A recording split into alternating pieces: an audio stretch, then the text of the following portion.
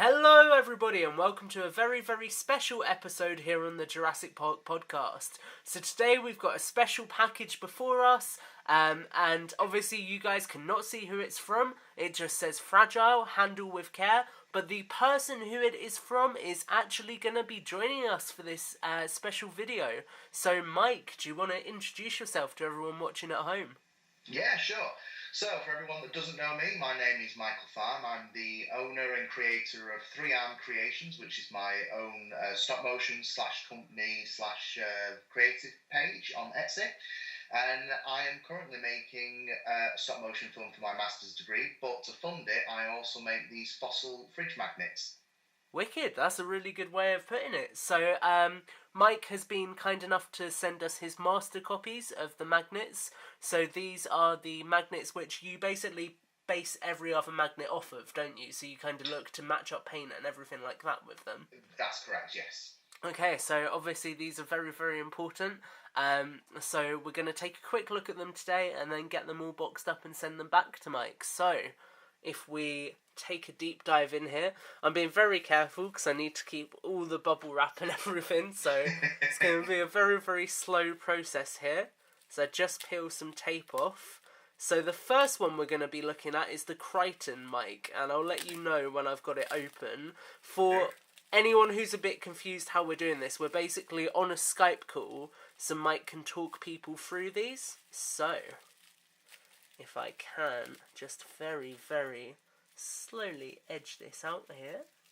If you do have to destroy the bubble wrap to make it quicker, by all means do. It's so. alright, Just it's alright. Tissue it up afterwards. So, if I get some lovely little focus on here. Come on, camera, you can do it. There we go. So, Mike, I really like the black on the Crichton. This looks almost charcoal-y, actually. This is really cool. It's actually a side effect because it's black being painted onto the white. Normally when I paint these onto a colour background, the black just goes completely jet black. Okay. But when it's on a white, it kind of gives it more of an off-black feel. Like you say, it gives it more of like a charcoal-y effect rather than a solid black, which is interesting. It looks really, really nice. It has a lot of really nice contrast to it. Just gonna... Yeah, I'm really happy for something that's basically just a black and white image. I'm really happy with how well it pops compared to I agree. What version that I do as well. I definitely need to add this to the list of ones I need to pick up eventually. So, I'm gonna very carefully place this back in the bubble wrap. Do you know what? I really should have set a table up or something to put everything on to put into bubble wrap after. Let me find a quick solution to this. As you can tell, guys, we're doing this live, so it is going to be a bit of a different video. But, yeah, that is that one. So that's the Crichton. And this one is one that's been available for quite a while now, hasn't it, Mike, if I'm correct? This has been around for, I think, about a year now. Okay. So it's one of the original ones. And it's also probably the first version that I thought of paying homage to someone that inspired the franchise, whereas every other design that I've painted up has been a homage to either a character or a person that has a significant role in the Jurassic franchise, whereas Crichton being the instigator of the whole franchise from the books to the scripts and everything else, it's one of the first ones that I came up with, and I'm really happy that people do actually like it and they don't just say, well, it's black and white, why would I want this? Yeah, I think sometimes you get that as well, like people... A lot of the times you tend to think that people will look for more complex designs, but sometimes it's actually the more subtle things which appeal to people a lot more. So I think, that really shines through here. I am destroying some bubble wrap a little bit here. I'm really glad I've held on to some, actually. But we have got a couple that don't have tags with them. So I'm going to pop them out and kind of give you a description. Oh, wow! Is this the Spinosaur skull?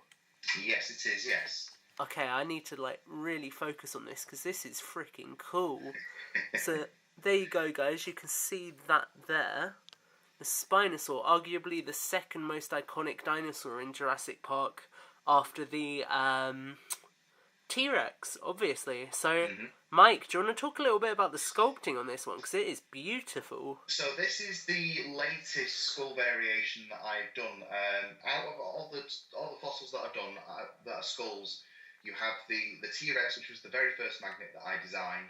Then you had the Spinosaur, and then later on you had the Carnotaurus, which was adapted for the Gaming Beaver's toast design. Oh, but yeah. I'm planning on redesigning that so that it can work both for the Gaming Beaver fans, but then also for the Jurassic fans. So you won't have like the toast design implemented in there, but there'll still be the Carnotaurus skull that other fans can enjoy for the Fallen Kingdom line.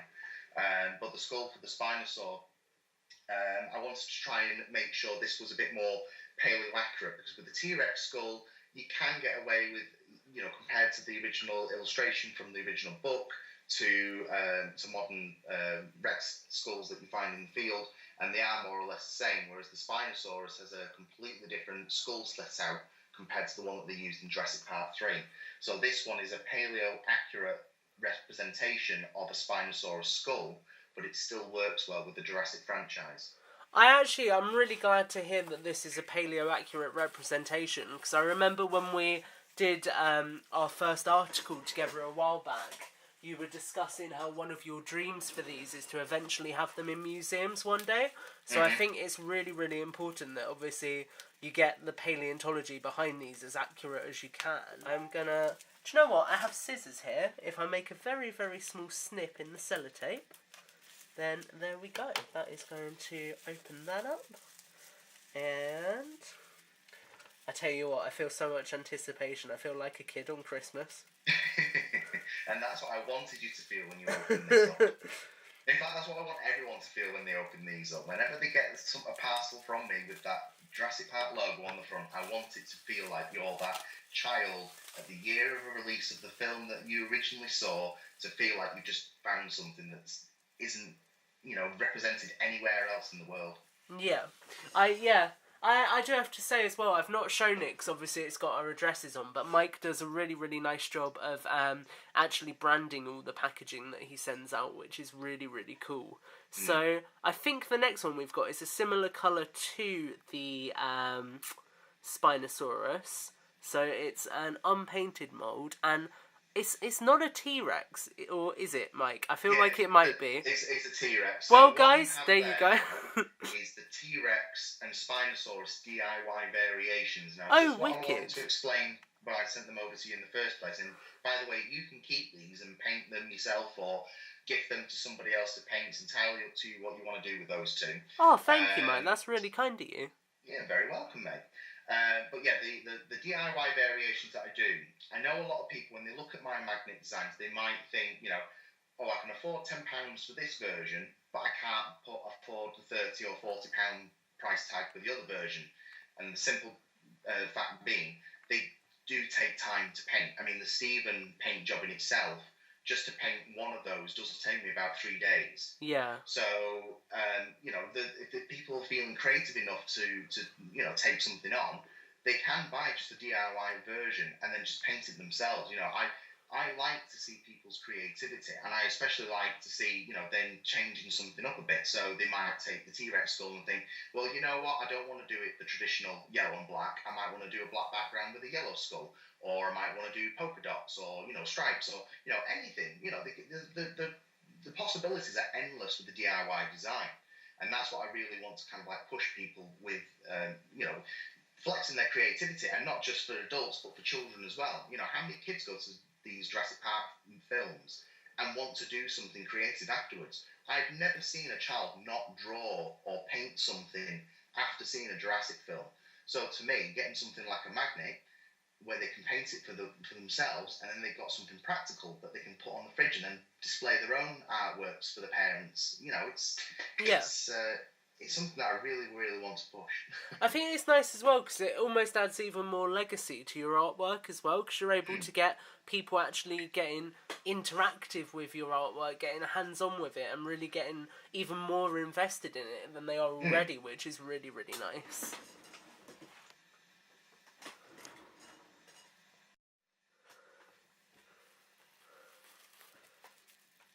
Okay, and then the next one we've pulled out is the Stevens. You were just talking about this one and how much work goes into it, Mike. So do you want to explain, obviously, the inspiration, I assume, Steven Spielberg? Indeed, that's correct. But what kind of came into this design? So basically, this came about where after I'd done, I think it was the Jurassic, was it Jurassic World or Jurassic World Fallen Kingdom?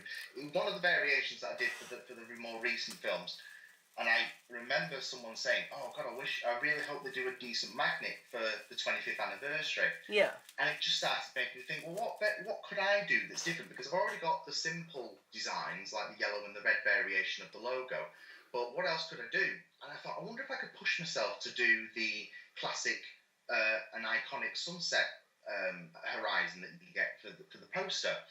So I gave it a try, and it took me about at least a week to get the paint job just about right. And eventually, it basically turned into what it is that you have in your hands right there, actually. The only things I wasn't really sure about was because you've got such a deep shade of black on the base where the tree line would be, it blends into the lower jaw so much. So for me personally, I don't like how that blends in, but people seem to go crazy for this design. I mean, out of all the designs that I've got, this is probably the most sought after from customers. Honestly, I was planning on buying this one before it sold out the first time. I think you're doing another run at the moment, aren't Yeah, you? that's right. I've just done 10 for customers that bought when the Gaming Beaver did his announcement for the Toast Magnets in August, which I'm still trying to get through. 250 magnets. That's an amazing sale on that one. But I am also going to, I've just decided, because of the whole thing with the university and trying to make sure that people understand that the master's work is, there's a lot of work that goes into this, especially for, it's a film that's going to be dedicated to the late Ray Harryhausen, so the amount of work that has to go into this needs to reflect that love and passion that went into his work. So I've decided what I'm going to do is I'm going to open up pre-orders options on the Etsy page so that if people do want them, but they're not urgently requesting them for, so for a kid's birthday or, I need it for next week or something. Yeah. If they're happy to wait until I can find time to actually get these designs done, because I want to make sure that when people buy something like this, especially as Stephen as well, they're getting the paint job that they're paying for, and it's not just, sloppily thrown together in a couple of hours and then whisked off in the post, and you end up with something that is not what you paid for, and you feel like you're dissatisfied experience basically from it. Yeah, I really respect that. I think being able to actually take the time to do your craft and do it well is so important, because you get so many people who do mass-produced products and, without naming names, because I know our friend Justin especially is quite big fans of them, there have been instances where bigger companies have perhaps rushed through to produce things too quickly with this license, and the end product hasn't been what they've wanted it to be. So I think seeing that you're actually taking the time to really put all the detail in really shows. And this actually almost, I really like how you've got the sunset, because on the one hand it screams Jurassic Park 25, but on the other hand it almost has an Apocalypse Now kind of vibe to it, which is really, really cool. I really like that. Yeah, and I think people also don't understand as well sometimes that this is just me that's doing everything on these magnets. So it's going from the sculpting, the moulding, the casting, the sanding, the trimming, the priming and painting, varnishing, and then even the posting. So that for one person to do one magnet, that's fine. But if you get in like an order of 50 to 100 people, or not just from the UK as well, but like from all over the world that want these magnets. It's a lot of an undertaking. I mean, luckily enough, my sister recently just came over to help me out with priming and stuff, and we managed to get through quite a fair bit out of this 250. But even then, she can only do like the priming of the paints and the base paint, so she can't do any of the detail and she can't do any of the sanding. So I've still got to do that factor. And hopefully one day I might be able to make it into like a small family business that I can delegate this out between my brother and my sister and maybe my niece and nephews, where everyone's doing small roles so I can get these things out quicker. But until that day comes, it's still just me at the end of the day. Yeah. I think it's nice in some ways that you've managed to set it up on Etsy, because Etsy gives so many individual artists the opportunity to actually sell their work to people who are really interested in it. And I think it's nice because obviously you've started off with quite a small concept here, but you've got people like Gaming Beaver, obviously. We've featured them before. I know Jurassic Collectibles has featured them, and it really helps to kind of grow that from a small communal page to something that now is definitely getting a lot of traction. Yeah, definitely. Right, so I'm going to very carefully put this one back down, and I definitely need to pre-order one of these for myself at some point. And I am now going to see what we have next. I'm going to apologise, guys, that a lot of this video is an out of focus box. I'm basically getting really excited, and once I put magnets down, I'm forgetting to refocus it. So, oh, the Robert, wicked. Right, let's open this bad boy up. So Robert, I'm assuming Robert Muldoon? That's correct, yes. So Fantastic. As I mentioned before, some of these names are tied with characters that either had a significant role in the film or played a particular part in the film that, you know, had a grander scheme of things. So like Crichton, he was the instigator of the franchise. Spielberg was the director of the film. So for Robert, because we were going to have two variations of the yellow and the red, I thought, well, what greater way to have the clash between the two, where you've got the yellow of the John Hammond's Amber Cane and kind of like that glowing, sunny disposition of a personality, and then you have Robert, who's the game hunter that ultimately has a bloody end at the film with the Velociraptor death sequence. So yeah, I thought it'd be a fitting tribute. I was hoping that by this point I would have actually had a raptor skull that I could have actually nicknamed Robert, but I thought it would be more fitting to put it on the T-Rex one. Yeah, well, we know Robert has an obsession with hunting Rexy, especially in the novels, actually, with the rocket launcher as well. So it feels very, very fitting. And I have to admit, the blood red here, you've done a really nice job on just all of them of choosing really, really good colours. Yes. I think definitely choosing the right colours to get contrast is important, and you've done a really good job of that. So, what kind of process goes into thinking about the colours that you want to make your new pieces? Normally, it tends to be I try and choose colours that are as close to the original design as possible. So, for example, with the original Jurassic logos, it's quite easy. You just need to find the right shade of yellow, which I have done now for Hammond, as you'll see soon enough, because the original yellow that I used to use was more close to a lemon yellow. Okay. And I think it's better in the yellow that you will soon see. But then when it gets nearer to like other designs, like with Jurassic Park 3, for example, it's not just a single shade of red. There's different levels of red in there, where it's almost like it's a darker shade of red that then eventually starts to build up in lighter tones. And that gets really tricky. And even then, the painting process, it's like the painting process in itself, you can't predict how it's going to turn out. With the solid colours, you know exactly how it's going to turn out because it's 2 coats of paint and it's done. But when it's something like a Fallen Kingdom magnet or even a SIBO magnet, there's no guarantee that the same colour palette is going to turn out every single one. You can get them near as possible to the original, but it's never going to be the exact same. And that's the other process I like about with my fossil designs, is that every magnet is unique. I can paint them all exactly the same way, but they'll all turn out different, and that's what I want to reflect from the paleo-accurate fossil representation, that every fossil is unique. Every find that is done out in the field is unique to that specimen. It's not like you can go out and say, well, there's 20 of this exact same T-Rex, because those would be casts. There's only one T-Rex skeleton that would have been based off. Yeah, so it really adds that individual flair to it, because at the end of the day, these are modelled on individual creatures. I like that a lot. That's really cool. Okay, so up next, we've just spoke about it, and it looks like we've got the Hammond. So why don't you explain a little bit more about choosing the yellow for this while I get it open, Mike? Yeah, so basically, when I originally set out with these magnet designs, I tried to pick colours that I thought were close to the originals, but most of my colour charts that I had for my reference pieces were all from 1993. So the yellows on the postcards that I was using was a lot more lighter in shade, so it looked more like a lemon yellow. Whereas when I started looking back at more accurate photo representations of the logos and such, I actually found that it was more of like a deeper shade of yellow. Yeah. So it was more. So unlike the Jurassic Park Lost World variant, where it's more, I would call like a trainer yellow, this is more of a primer yellow, if that makes sense. Yeah.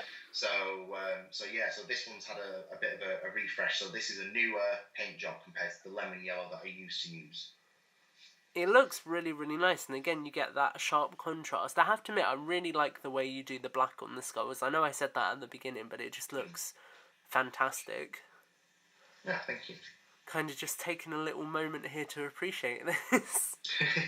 Right, so I believe, is that all of the Jurassic Park kind of themed ones you've done? That is the current collection for Jurassic Park as it stands. There is at least another 2 designs that I've got in mind for either 2019 or 2020.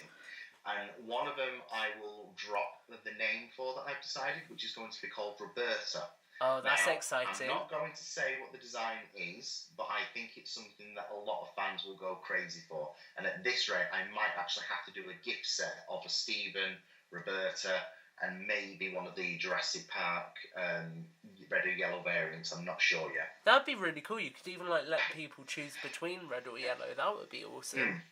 I like that idea a lot. So, I'm not gonna lie, guys. I did have a cheeky little peek.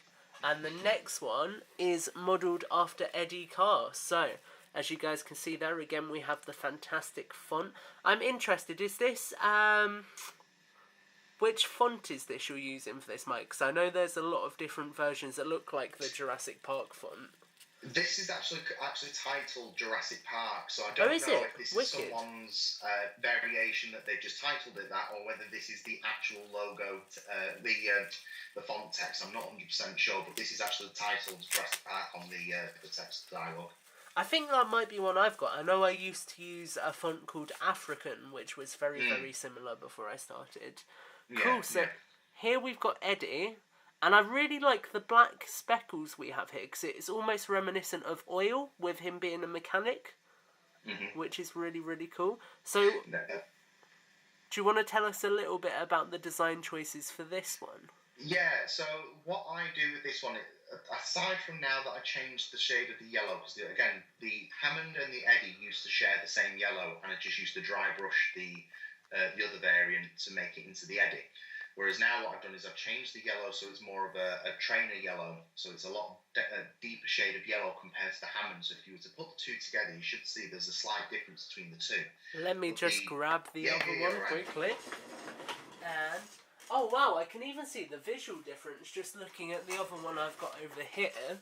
So, there you go, guys. You can see that wow, you can really see the difference on both of them. It's only a subtle difference if you were to compare the two posters together, but if you really look at them, you can actually see there is the yellow for the Jurassic Park film is a lot brighter than the version that they used for the Lost World variant.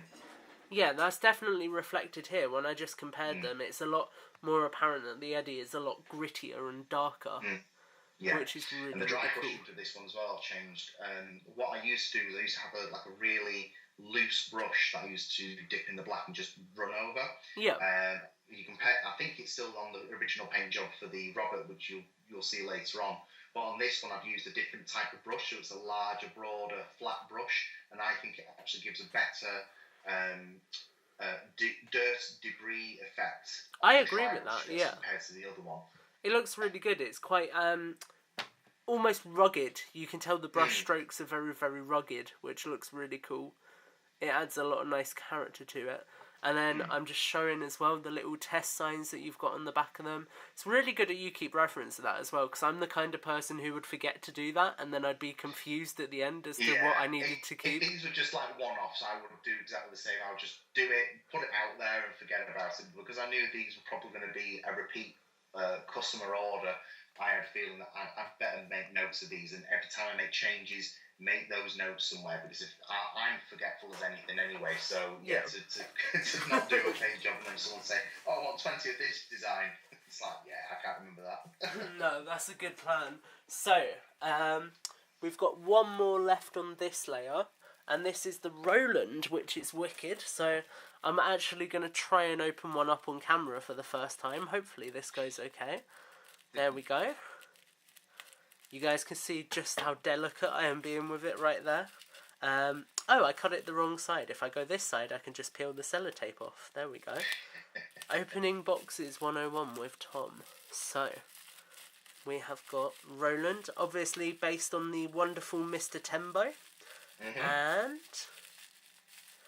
we just slide it out. There we go. So you can see again straight away it's a much darker tone than on the Robert, isn't it, with the shade of red chosen. It's actually the exact same shade of red as it Oh, is really? with the Robert. But what happens is when you start dry brushing the black over, it actually makes the red appear darker. Wow. That Mm. is... I'm just going to grab the It's a Robert. weird optical illusion. It really is. Wow, that is bizarre. Comparing them on camera, they look different as well. That's incredible. Mm. I think it's because red is quite a bright colour, so it tends to absorb darker colours when they're painted over the top of it. Mm-hmm. That is fascinating. I really like this. Mm. And as you can see as well, like I say, if you look at the dry brushing from the Eddie to the Roland, the two differences between the two. So all the Rolands will now sport the similar dry brushing technique as the Eddie has. So that design that's sort of currently on that one, that's going to be made obsolete eventually. Okay. Yeah, you can see, just holding them off camera, I kind of, you get a lot more distinction with what you've done with the Eddie, I feel. Like, there's a lot more prominence in terms of the dry brushing, which helps to contrast it a lot better. Yeah. So, just going to give everyone one last look at the Roland. Wicked. And then we're on to the next layer, which is... If we bust this open... This is arguably the best packaging I have ever seen. It's so fragile as this, it has to be. Yeah. So... Oh, actually, while you're doing that, I might as well talk about this. The material that I use for these magnets is polyurethane resin. So most magnets are going to be made out of like a ceramic or a polystone type of material, which when you drop it, 9 times out of 10, it'll shatter. Whereas polyurethane resin has a higher strength yield to it. So you can drop it from, say, the top of the fridge, and most times it will bounce, so it won't shatter. The paint will chip off, which is undeniable, you can't escape that, but the actual magnet itself won't break. But the other factor with it is well, it's actually lighter, so you can actually have something on the fridge and you're not having to worry about picking it off and it being so heavy that it will actually fall out of your hands. That's really good. I think a lot of fridge magnets do struggle from that because they're a little bit cumbersome, and so people do struggle with them when they're moving them about. And to be fair, even sometimes if they're too heavy, when you open a door, they can fall off, which is never beneficial. And the magnet itself that I use, I try and it's a self-adhesive magnet tape, but it's quite a high strength yield, so the pull on it should be strong enough to stay on the fridge anyway. But also because of the surface coverage that it covers on the back of the magnet, it shouldn't just fall off like it would do with most ceramic or neodymium magnets that you get. Yeah, that makes a lot of sense. That's really good. It adds a lot more to the overall quality of it as well, which is really good. Okay, and then next up we've got the Nash. So obviously moving along the franchise again onto Jurassic Park 3. And wow, this is a painted Spinosaur skull. Look at that, guys. So Mike, do you want to tell us a little bit about the Nash and painting the Spinosaur skull? Yeah, so when I originally did the T-Rex skulls and started going through the different paint variations, I originally painted a T-Rex skull which will be titled Billy, with the silver and red effect, and I thought, you know what? I know there's a lot of people out there that actually love the Spinosaur. So the next sculpt I'm going to do is going to be that skull specifically for the Jurassic World, the Jurassic Park 3 variant. Because I knew that if I just kept putting it off as I originally planned, that people would eventually get sick and tired of waiting. So I thought, right, give it to them now. But yeah, it was a really fun process, and it's a slightly not trickier painting job with this one. The teeth are actually quite good compared to the T-Rex version. The T-Rex teeth are a nightmare to paint. They're so finicky. But the pieces around the eyes, the support structures around the eyes and the nasal cavity, they are tricky to paint. But no, I'm really happy that people love this design. This design honestly looks fantastic. This is one of the best, I think, fossilized Spinosaur products I've seen. It is honestly, I'm very taken back by it. I really like the way the paintwork you've done on the rock as well brings out all the crevices. It really helps to again create nice contrast. I think that's something you're really good at. You're really good at sculpting natural rock texture, so it feels very organic, which is really nice. Yeah, I take a little life lesson from when it comes to sculpting things like rocks. Is imperfection is perfection, and with rock formations, anything is possible. So it's just literally to get it on there, stab it, cut it, hack it, stick some flight light fluid on there, and whatever it turns out is that's your rock formation. I like that. Right, so I'm gonna put this one back, and we are now gonna move on. I'm gonna try and group them together. So we'll do Billy next. Yeah, Billy's the next one. So that was the original one before the Spinosaurus came about. So if we just bust it out, so this you were saying is a T-Rex in the similar style. Yeah. So this you could argue that this is for the T-Rex lovers and the Spinosaur lovers for the franchise of the film. So you could you might be Team T-Rex, or you might be Team Spinosaur, so you could have that coloration there. But also what I didn't realise as well is that I think it was the original, when the original trilogy came out on DVD, they actually sported the silver and red logo for the trilogy box set. So you could also argue that could be for that variation as well. Yeah.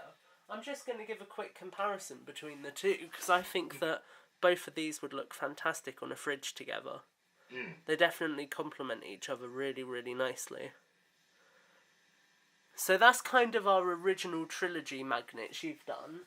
And now we have got the one which I purchased for myself, and I do need to buy myself another one, because as you know, much to your surprise, I decided to send mine over to Brad Jost in a little care package I sent him.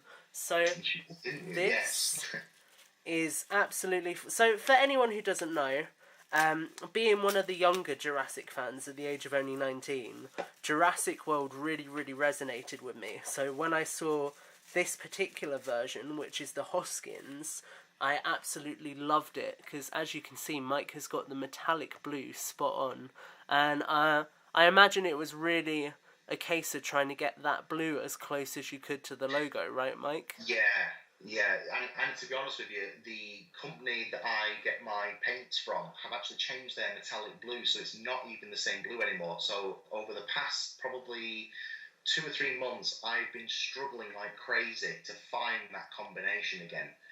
But I think I found it now, and I'm pretty sure the version that you've got in your hand is the final version that I come up with. Yeah, it looks really, really good.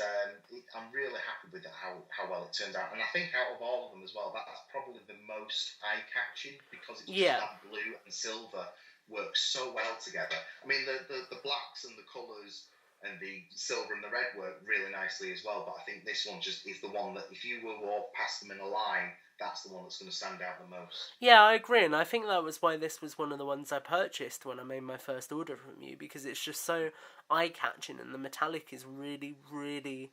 It's almost like hypnotising. It looks absolutely stunning.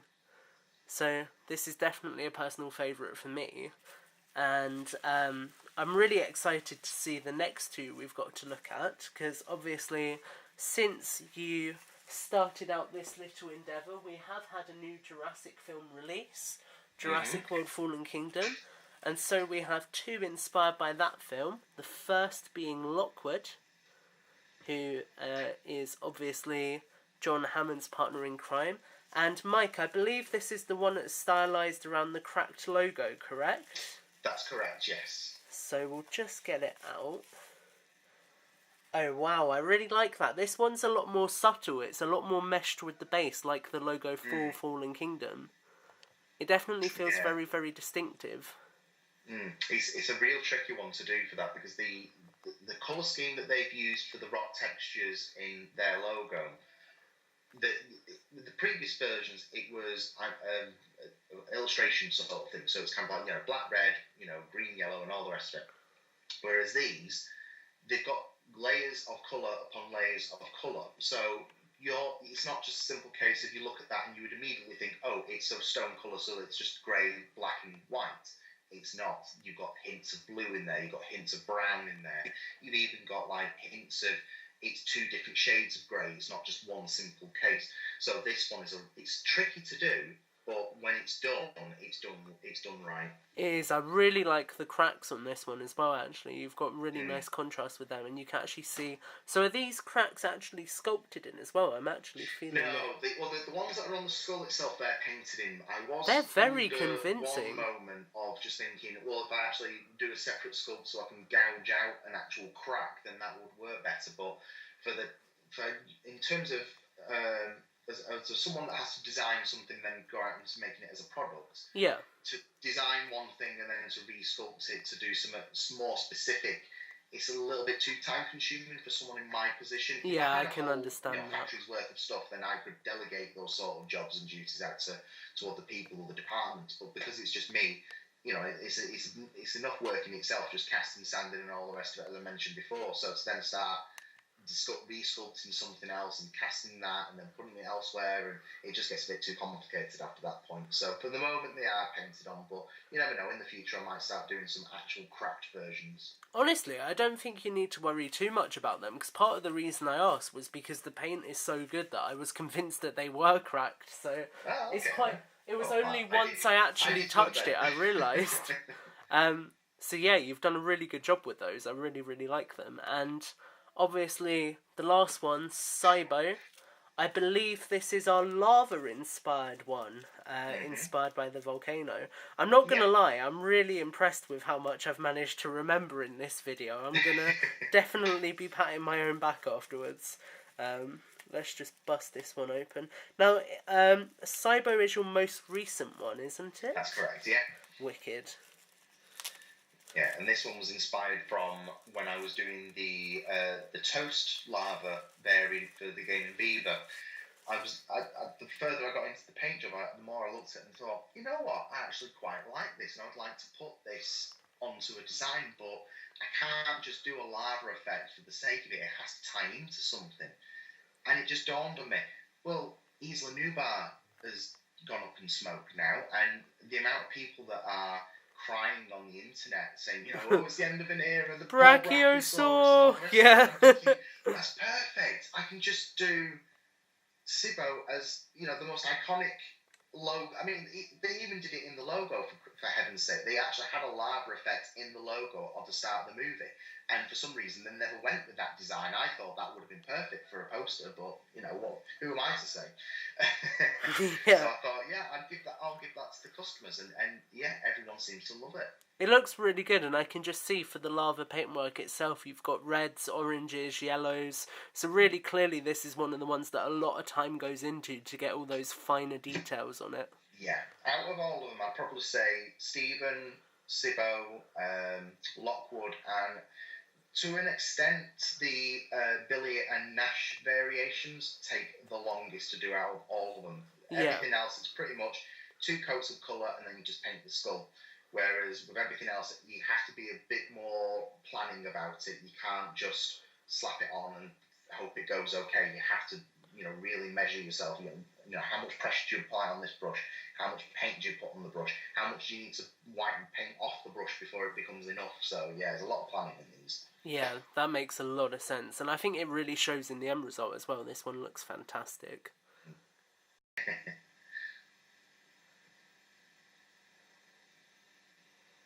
Okay, so what I'm going to do now is get the box out the way and try and lay all of these out for everyone to take a little look at. So, we're going to space them out as much as we can.